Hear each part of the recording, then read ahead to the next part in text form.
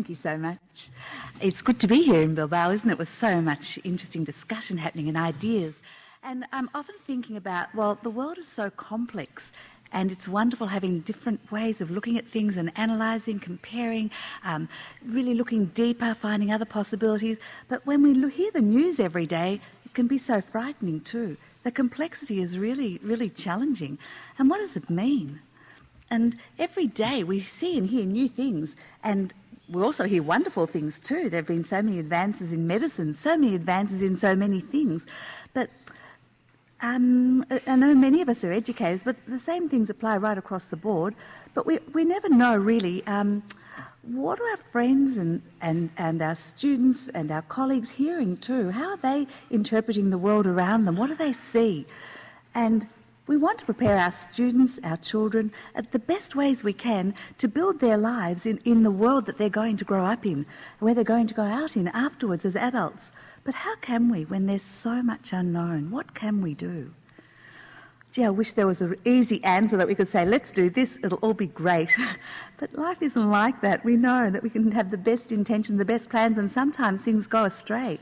But doesn't mean we need to give up. We need to keep on trying. See, how can we find ways to move forward?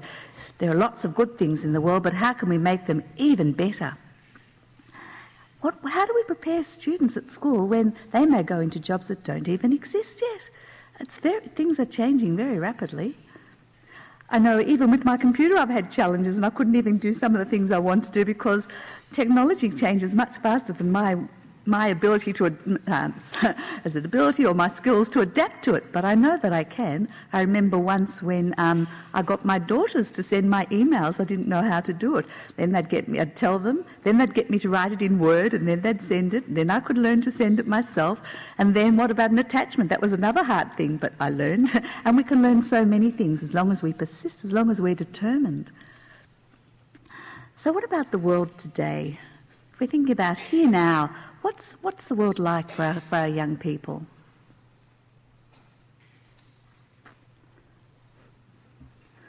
It's very confusing, isn't it? Wonderful things and frightening things, and where do we find our place? What can we do? Are we really listening? Are we listening to our students? Are we hearing what they're saying, or are we so busy trying to get on with what we have to do next? What I'm doing now is part of a thinking routine developed by Project Zero. Here now, we just had a look at a few images there then. If we look back a long time ago, how different was it? How very different was it? It wasn't all wonderful, but it was lots of good things and very different. And what next? What might happen next? We don't know. We really don't know. And we certainly can't predict it when things change so rapidly, but we can certainly think about, well, what might happen, what the chances are things were. We can really think very carefully, draw on past experiences, try and imagine what we can build on, what we've learned already or what we've seen or happened. And what do we want to create in the future? How can we create it? And sometimes I take poetic license with Jim Collins' quote there, and I think about, well, we can't change the past. Well, we can't. Things have happened. And mostly that's really good. So many beautiful memories we have in our past. But what about the horrible things that happen? We can't change those, but we can move towards a better future. We can create the future. Every one of us can take a part in that. But how can we prepare our students when we don't even know what the future is? We don't even know. We don't know what they're hearing when they're with their friends, when they're going on Instagram or texting or all the different things they're doing these days. Their community is much wider, certainly than the community I grew up in, when our friends were people we saw and chatted with face to face. We could see their expressions. We could talk and hold hands or step away. And now people can be friends just by ticking a box. Is that really a friend? And what does it mean? I know speakers have referred to all these things in so many really clear, articulate ways. And I'm just thinking about it. What does it mean when we're looking forward? We don't want to intrude on the privacy of our students or our children or other people, but we do want to assist them navigating forward in good ways. We really want to think, what sort of environment can we provide?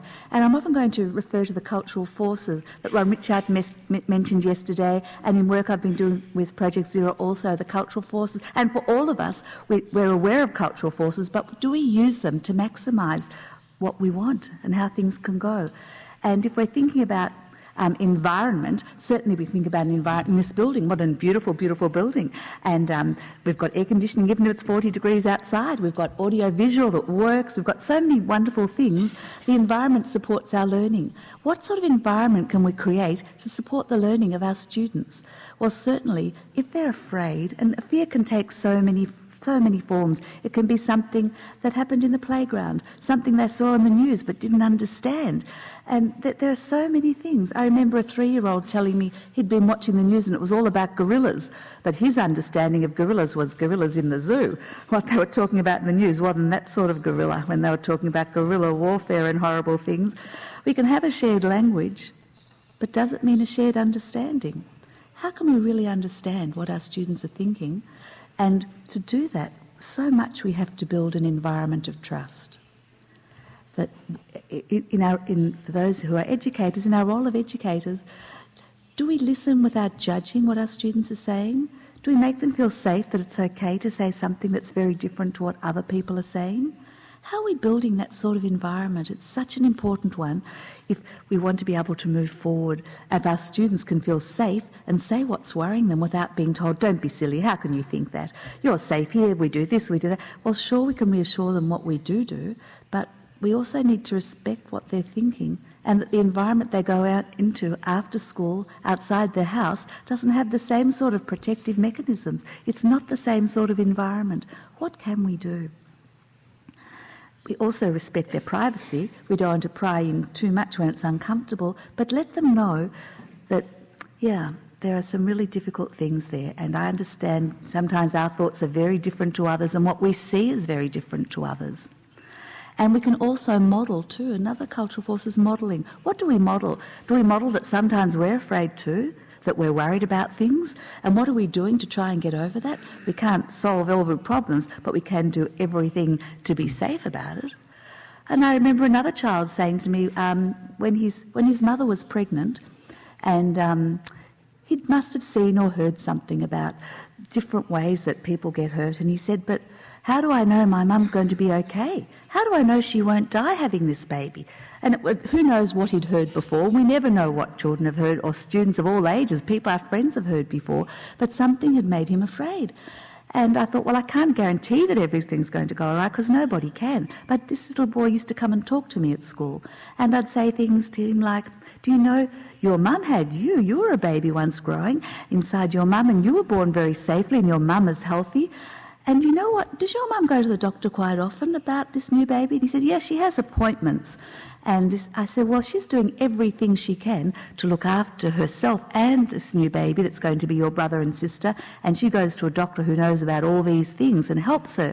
So I could reassure him. I can't give him a complete answer, but I could reassure him. And it's the same with us, all of us in different ways. We reassure friends who've gone through a loss, a hurt, an anger, a disappointment. We can't make everything better, but we try and help them understand that the world's a difficult place for everybody at some times, and what can we do to help people around us, and how we so appreciate it when people help us. How can we help make the school, the classroom, a safe environment for our students so we can understand more about what's worrying them, what's on their minds, what delights them and thrills them too, so that we can help them move forward positively. So building the future starts now, from today. We don't know what's going to happen tonight, tomorrow, the next day.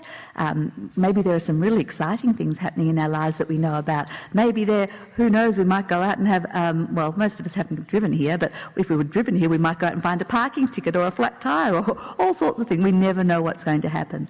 But what we certainly can do, everything we can to move forward without watching our back all the time, and help you know, when we talk about young children and we look at photos of them and we see little babies and young children in the street, and in beautiful Bilbao, when I've walked around a bit, and where there's music in the old town, I see babies and little tiny toddlers dancing to the music with such delight. No sign of thinking, oh, what will people think of me? Am I too silly? Am I too fat? Am I clumsy? No, you see them smile from ear to ear and bounce around. What happens to that? Why does it change as we grow older in different ways and have different self-images? What can we do to help that curiosity and wonder and delight blossom further and continue? We can be so much more creative if we're not feeling we have to always fit in to what everybody else is doing or wants to do or approves of. What happens that as they grow, as students grow, they change? I remember talking to some students who are going through the final years of school, and in Australia I know pretty well, and in other countries that I've been in I see different ways that schools have final years that are so much pressure on students, where often what they achieve in their final years determines what they'll do next if they get into university, what sort of job they might get, how they'll manage. And for some students, they learn to think about, well, now I know what's expected of me. I have to just do what the teacher says or what the exam wants. And they close down. And I remember a young girl saying to me about 16, a child who didn't talk very much about what she was doing. She was brought up to be very independent. But one time she said, now I know what they want. And I asked her more about it. And she showed me an essay, and she didn't really show her work very much. She was a very independent child. And she'd been asked to do an essay on the mask. Now, the mask, that's such an interesting topic. It can be, or it can be pretty straightforward. Think of all the beautiful masks in Venice and what they mean. Well, but the mask that you can pick up at carnivals and fairs and fancy dress parties, all sorts of masks. This child wrote about the mask a teenager wears. It's a very complex one, isn't it? There's so much more to a teenager than what the world sees. And she wrote about that, the mask a teenager wears. But the teacher wrote at the bottom, too abstract, too complex. Oh, doesn't it make you feel sad that that could happen? But it did. I saw it. And in different ways, teachers sometimes, not with bad intentions, shut down students, try and help them conform to what's expected and what's wanted.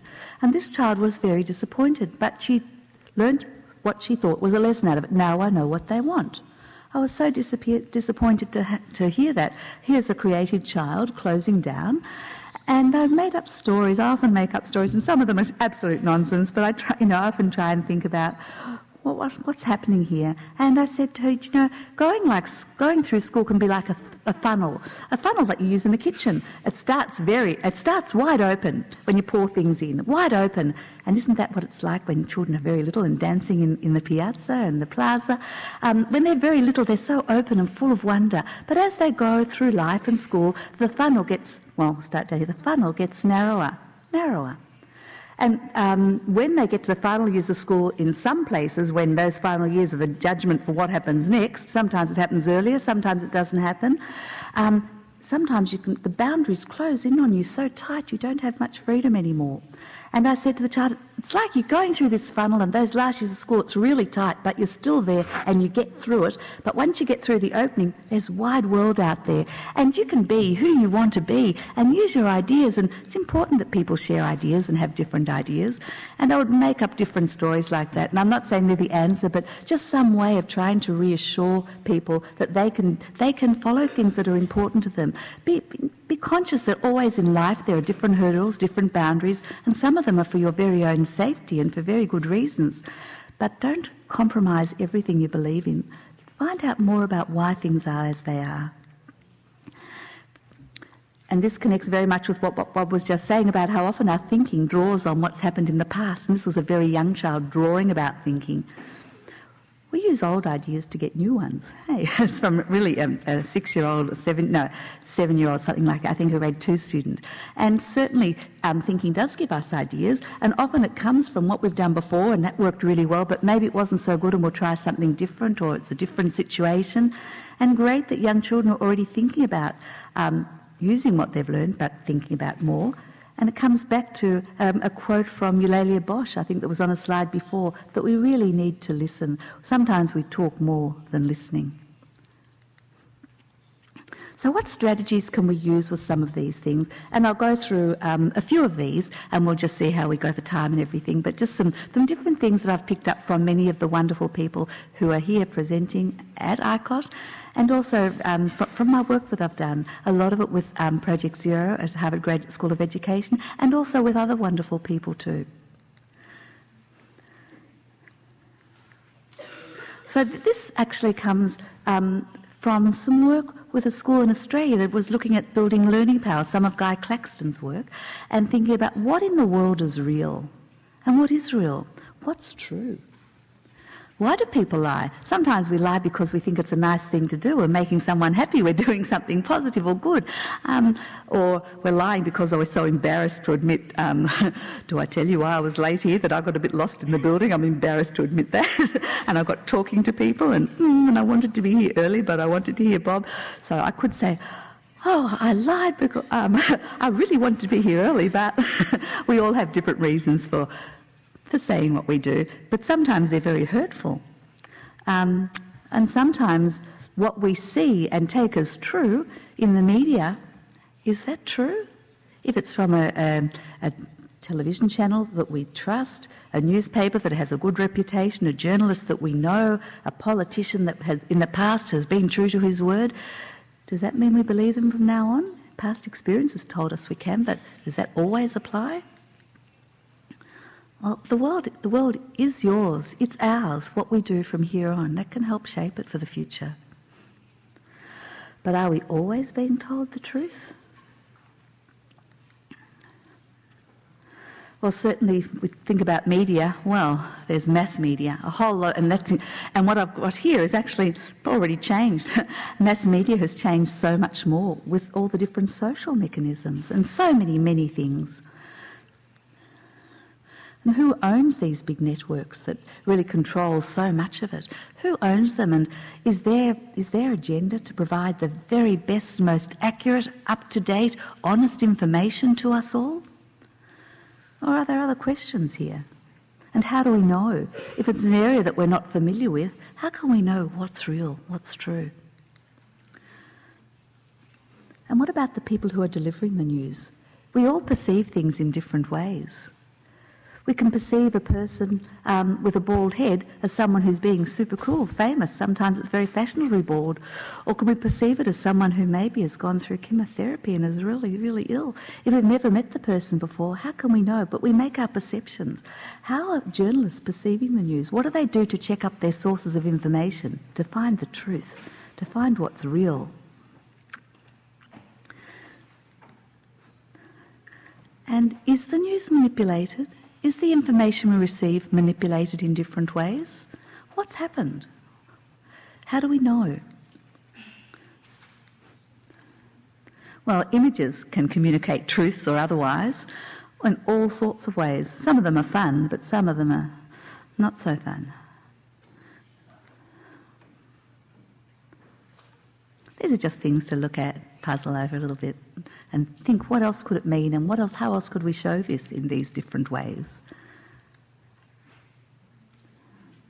How quickly things can be changed and appear very different to what they are.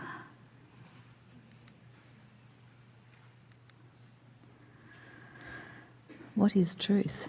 Truth to whom? Why?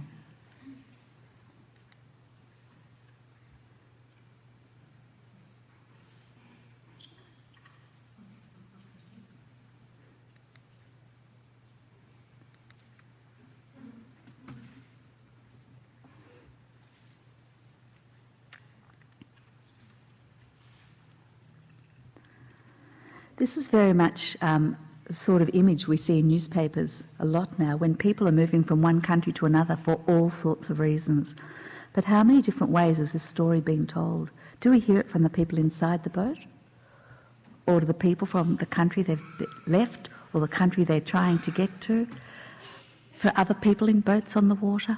What sort of headline? And then what do we think when we see the headline? What about this one? Have a look at this one for a moment.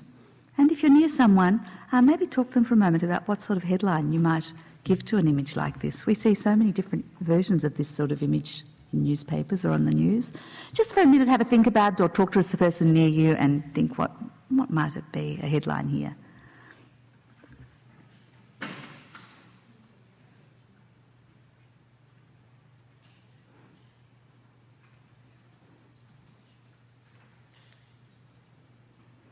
And if you were to put a caption underneath it, a subheading, a byline.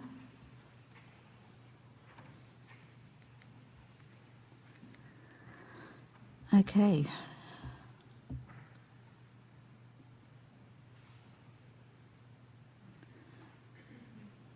If you only had seen that and not the picture at the beginning, what would you think? How many times are pictures edited, images, stories edited, that we don't see the whole picture? And if we just saw this, I'll just go back to the original one again. Okay, so that was the image that was taken in the photograph. But was this the one that was shared? Or was it this one? Or was it this one? And they're very different stories, aren't they? But all from the same image.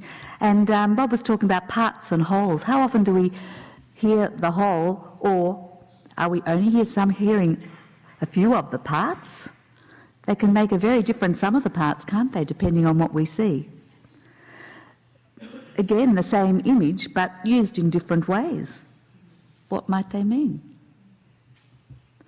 And is this how our students are seeing the world? Is this how we are seeing the world? We're seeing different images to people sitting beside us today who come from a different country, or what they heard on the news, or the message they got. We could all be hearing different things. We can see the same image, but focused on some parts, and see very different again. And it's the same so much with news.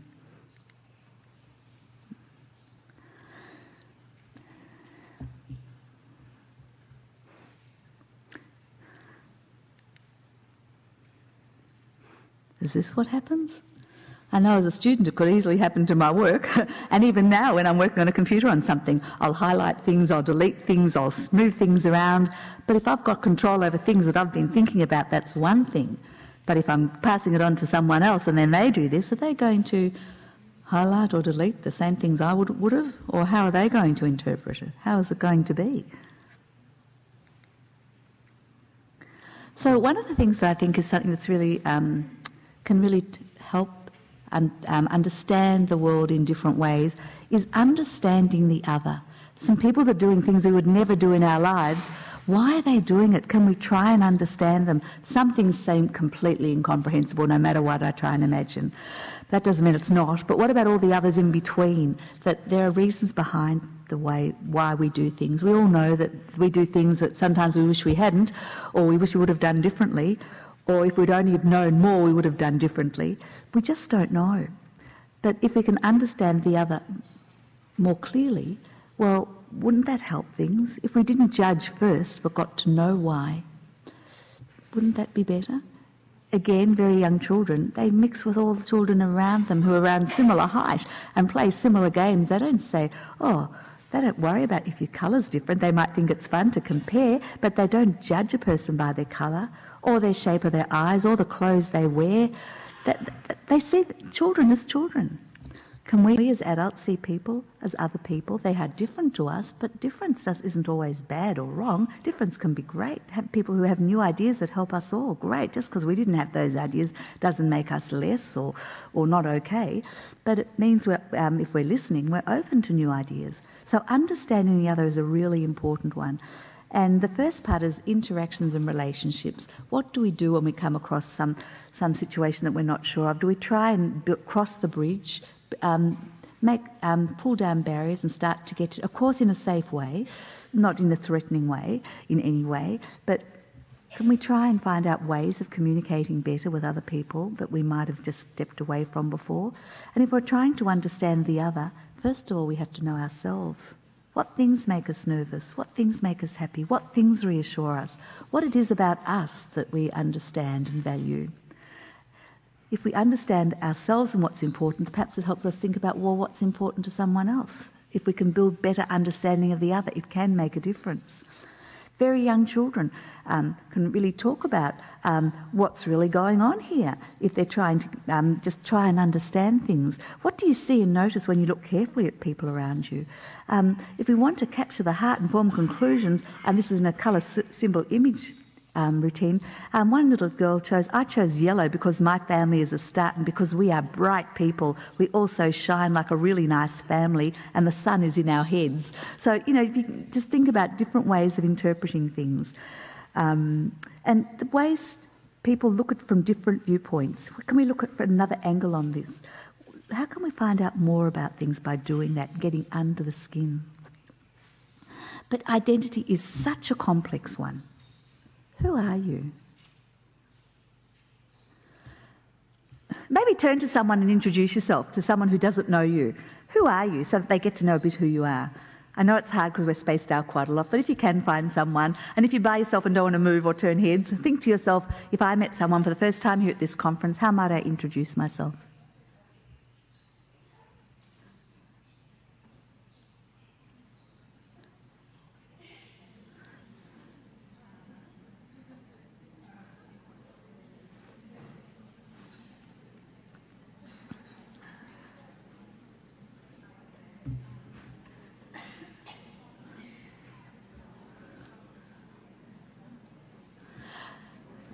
Would anyone like to volunteer and come up and tell us who you are?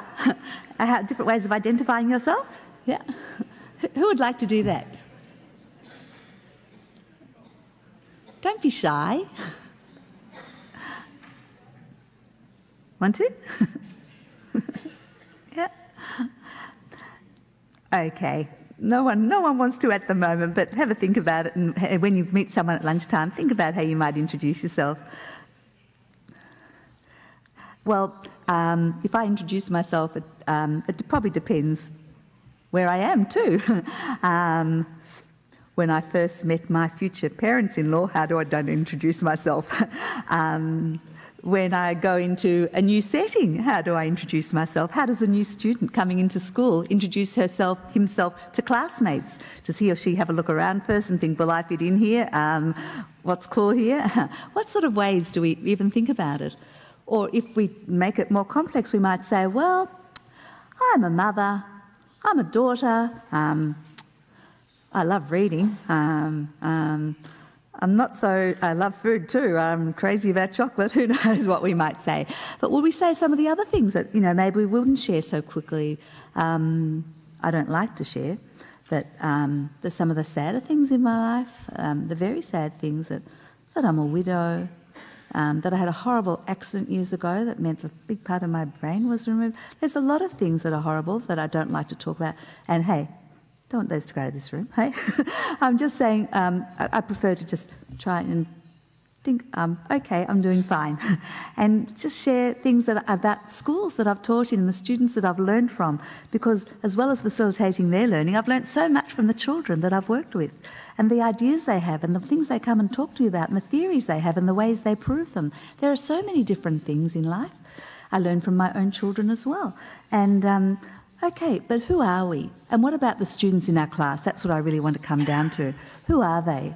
How well do we know them? And what don't we know about them? What untold stories are there? Have they come from a really difficult background, from another country, where they had to leave in a hurry without the familiar things around them? Do they speak another language at home, and they're English or Spanish or French or German? It's all good, they speak very well, but do they understand the subtleties of meaning? Do they really understand? Have they been told that it's important to be a good student at school, and being a good student means sitting up straight, putting your hand up when you've got something to say, trying to get right answers? We don't know. If that's what we're seeing, we make the classroom a place of trust and openness where we can find out more. I've been playing with some routines with David Perkins and Shari Tishman and Flossie Chua about complexity. And one of the ones that I'm working on at the moment, they've come up with some wonderful routines that will be out there one day for all of you to have a go with. One of the ones I'm playing with is the complexity of identity. Who am I? And one's thinking about that. Who are you? Who are you? How did you become who? These are just some prompts to sort of start thinking about it. How did you become who you are? Where do you belong? And what can that mean in our changing world? The way people of different races are portrayed at different times, of different religions, of different cultures, of postcode, in zip codes or postcodes in Australia, that can be a measure for working out what they call the SES score, the socio-economic status, when they work out about how much funding to give to schools. What's your zip code or postcode? If it's in a very perceived poor area, those schools will get more funding. So are they measuring you by where you live and what car you drive? That's one way of measuring, but is that who you are? Is that who you're, what's that saying about you? Is fulfilment and achievement measured by the house you live in, the car you drive, the clothes you wear? How did you become who you are? Where do you belong? And what can that mean in our changing world? Who are you? So some of the steps can be identify. If I wanted others to know who I am, what would identify me? Do we have more than one identity? And in our identity, do we talk about our religion? Do we go to church? Do we go to a mosque? Do we go to a synagogue? Are we an atheist? Are we a Buddhist? Are we, there are so many. And all have things about them that are very important and valuable. And it doesn't make one better or worse than another. It's a different way, as is the colour of the skin, the language, so many different things. But they're all different parts of you. And you don't always have to share all those things. And why? You don't need to. But we're all different, and difference can be really good and not a reason to shun someone. What about you? Who are you? When think about someone else, that person, or what can I see about them? What do I know about them? How can I find out more? What can I ask? How can we let's talk about things we both like and how we started liking them and things like that. But considering that these things are changing all the time, so much, we really have to think about how can things be viewed in the future. To explore who or what has made me who I am. My family, my community, my friends, my country's history, all these things. What about new people coming into our block of apartments, into a room where we're all, a restaurant where we're all really chatting pretty loudly and getting on with each other, a new student in school. And what are we connected to? I'm connected to my parents. Most people are connected to their parents for as long as we're lucky to have them around, or your brothers or sisters, your own children. What more precious connections can there be? And what else? Have you been watching the football games, the soccer games? I know those terms are interchangeable in different countries and sometimes mean different things. Basketball, concerts. Do you belong to a particular group, a book club, a symphony orchestra, a dramatic theatre group? Do your connections influence your identity? What do politicians like to say that they're connected to when they're standing up, they're talking about? How do they make their choices about who they're going to support, full and strong? Sometimes it does influence identity to a lot. In lots of ways it does.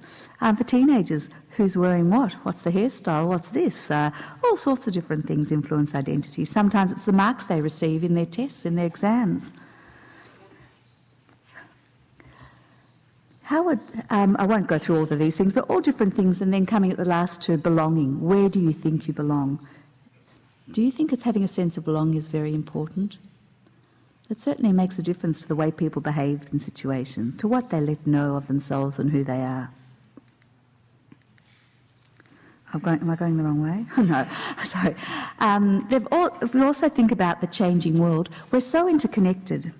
We're so interconnected in so many different ways, and this day and age more than ever. I can Skype my family back in Australia very easily without costing more money if I've got a free internet from the hotel I'm in and things like that. We can be connected to so many different places at so many times, to friends in different countries, to all sorts of things. But also we can click on Google so quickly and find out what's happening in the world today, what news, what's this, what are you hearing about that, what are you hearing about... And we hear things so quickly. Now, in some ways, being interconnected brings us closer together. We can really celebrate good things together. We all saw in the new year at different times across the world, but could see how the rest of the world was celebrating it and when. But what about the frightening things? Are we sometimes only knowing parts of horrible stories and making judgments and bringing fear back to our own home, to our own city, to our own place? the interconnectedness can be the most wonderful benefit, but also it can create a barrier. It can create so much distrust, so much worry about, okay, what's going to happen next? What else is possible? And we think about the globalised world, it's so wonderful that, okay, a lot of people like to do internet shopping, being able to buy books through Amazon or Book Repository and get things from far away that aren't in their own country, get them at a cheaper price. And that moves to other things than books too, but all sorts of things. There are lots of great things. To get the best deal, to come to Bilbao, how can we find the best plane flight direct price or hotel, where in proximity and all those things. But it can be really frightening too, and if we have a lack of understanding and don't really know so much about what's happening in other countries and only what we're seeing in glimpse part of the picture, what does it mean? There have been some thinking routines looking specifically at globalisation, like the 3 Ys. And if we picture in our head what might be the front page of our newspaper back home today, why might what's happening on that front page matter to you? Just think about it.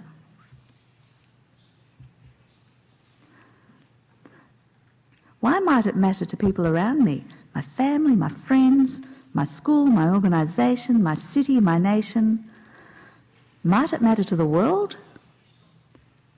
Is it more than a very local thing that's a nice thing or a sad thing, but something that will have repercussions, implications?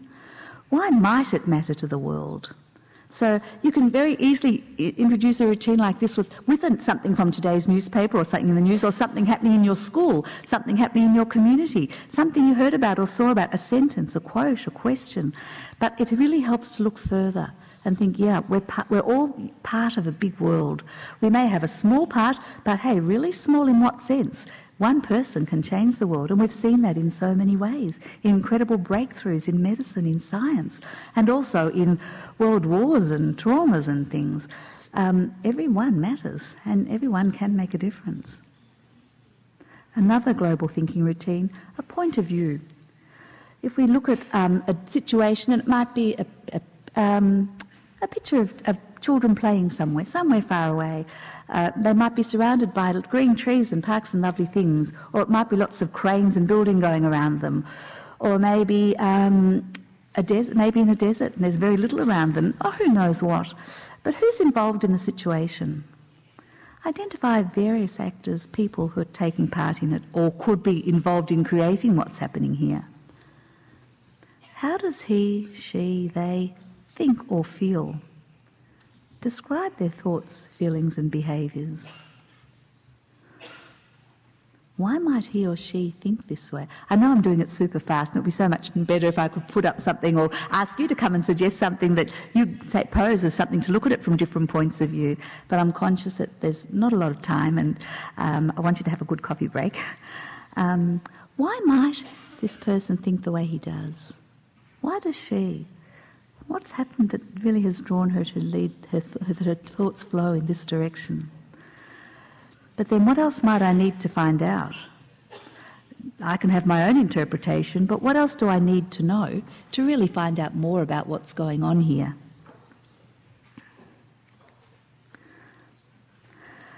And that social part is very much that's come out in all those sessions so far, that really learning together is so much more how we can all bounce off each other. And it's also a way of showing empathy. And I think that's a very important part of moving forward. How can we show empathy? How can we show that we care about people? Even if we don't like them, perhaps we still care if they hurt themselves. We still care about others and people caught in different situations. And empathy to just understand how people feel in uncertainty, how people feel. And children can be so good like that, the way they look after each other, care for each other, the way they look after their pets, the things they do for their parents, their family. And how can we foster that as people grow older and there's so much pressure to be part of this group, part of that group, fit in, do what others are doing? What can we do? Some of you would have heard Rafi Feuerstein speaking yesterday about looking at different Generation X and Generation Y, and he's in his program, the program developed by the Feuerstein Institute with different instruments. There's one there's a lot for young children, or older people also, but one with lots of images. And one of them is from empathy to action, and has images images that I tried. That was one of the things that didn't come up on my computer, sorry, but I can describe to you some of the things that it can be a situation of a child sitting by the side of the road, and his bike is in front of him on the road, but one tyre has moved right away from the rest of his bike, and he's sitting there resting his hands in his chin in his hand, thinking, what am I going to do? There's my bike and I love riding. One of his friends just drives past and waves at him and just drives past. Someone else comes and sits beside him and puts an arm around the shoulder. Someone else comes and pulls out of his pocket a piece of rope and ties the tyre back onto the bicycle. A situation where people can either ignore it, do something about it, help the person get through it, and right through that instrument there are so many different scenes of when we're in situations, or people, children, all different people are in different situations, and the situation is shown up the top very clearly, and in a whole series of images underneath there are possible things that could happen next, possible consequences, and some show empathy, encourage empathy, others show that, well, no, there isn't always empathy. There are many different ways that people manage or avoid situations, and it can be a lovely window into discussions about, well, what actions can you take when you see something's happening that really probably shouldn't have, or you wish hadn't, or, well, it did and you were there and you saw it, or you know about it, or heard. What could you do? What can you learn from it? And there are many, many different ways that we can look at building empathy. Another one is a routine called Step Inside. And I know some people who have used this thinking routine, Step Inside. How does it feel to be in someone else's shoes? And a friend of mine from South America has created a huge shoe that children can stand in and really talk about and think about. But often it's done simply by thinking about, well, if you were that person and you were the person... No, let's just bring it to a school situation. In the playground, there was a fight, and someone hurt someone else. They got really angry, they lost their cool, and then they pushed that child and pushed that person down. Now, wow, you can step inside the person who fell down very, very easily, and that's what happens. Why are you going mad at the person who did it? But what if you stepped inside the person who did the punch? Now, what did that person see, know, care about? What was happening there? And you can do it from both perspectives. The person who saw this incident happening, I saw a child being pushed over. I know it was a really violent action, and I care about that poor kid who's been hurting and on the ground. But you know what? I also care about the child who did it. Why? Why did he do it? I wonder why. I wish I could find out more. If I could only see what he saw or was thinking, or what happened before, or I knew more about it. And so many situations like that, we make instant judgments of what we see. But if we can encourage children to step inside another point of view, and it can be something in history that happened hundreds of years ago. Why did Napoleon, why did Mozart compose that at that time? And why did certain rulers who ruled in ways that hurt so many people, what were they thinking? What did they know? I care about people being fit and healthy and not being hurt, and what were they caring about that they did that? Was it to try and save people who were on the other side of the story? So stepping inside, looking at things from other perspectives, is a really important one that can help try and understand the world today, and looking from a circle of viewpoints, trying to understand and build relationships and understanding more. So just going to come to a conclusion pretty quickly now. Dr. Daniel Wilson wrote this in something that I think is really very interesting. And because it's a big room and I don't know how much you can read, just read it yourself. Oops.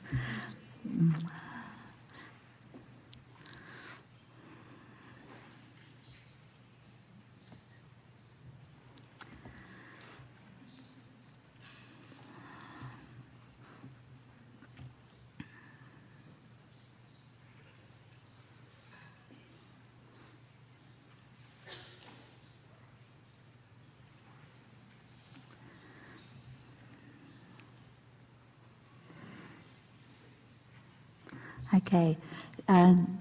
Daniel Wilson and David Perkins worked together on so many wonderful things. And when I've heard David Perkins, the first time I heard him was at ICOT in Singapore many years ago, and he so really inspired me and helped me in so many ways. And when I read something about this, I think about different people that we've met along the way, really send us messages that we take on board. But We can't always, well, we never control the different influence that are on people around us or on us as well. We're often coming to who's going to be on the same train carriage as us and what are they thinking, what are they doing. We assume that our students, the main influences on are their family and their school community, their classrooms, their teachers, their friends. But these days it's very different, especially with teenagers. And now teenagers, it starts even younger, doesn't it, when children are on Facebook and on all sorts of things, and Instagramming and texting and all sorts. But often they're hearing very different things than what is valued in the communities that their parents and schools know about. And what are they doing with that information? Is that what's making them change direction so suddenly to very different pathways? We can't ever control that, but can we help them look at it perhaps and think, it's so different. Is it really being cool to do something even though it doesn't feel good to me or feel comfortable to me? How can we try and help them think more critically about things, to analyse and compare and try and think and to talk about in a trusting environment that they've seen or heard something that they want to be cool, they want to be with it, but they're a bit afraid or not sure. But what happens if they don't do it? How trusting can our environment be that we create? How can we ask them, invite them to question things that are very different when there's so many influences on them all the time? Children are the living messages we send to a time we will not see.